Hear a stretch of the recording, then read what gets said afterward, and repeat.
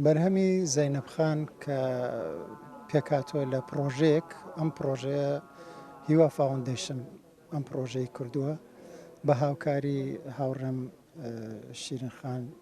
شیرین سایب. ئێمە پرۆژەکەمان بەیەکەوە ئەنجامدا.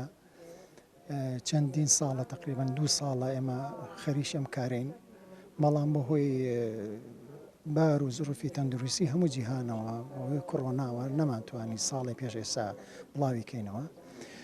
خۆشبەختانە ئێستا بڵاو بۆتەوە ئەم بەرهەمە پێکهاتووە لە 9 تراک. لەم 9 تراکە من 7 تراکیم ئاوازم بۆ داناوە و هەڵبژاردننی شارەکانش هەموو خۆم هەڵم بژاردوون و هەندێک جار هەیە لەو شارانە کە من وەکو شعری لیریک هەڵم بژاردووە، جاری وا هەبوو لە 2 شعر لە 3 شعر هێناومە 1 شعری لیریکم بۆ جێبەجێ کردو، ئەنجا ئاوازم بۆ داناوە و ئاوازەکانیشم هەموو دابش کردو بەسەر ئەو دەنگخۆشانە ئەو خانمانە.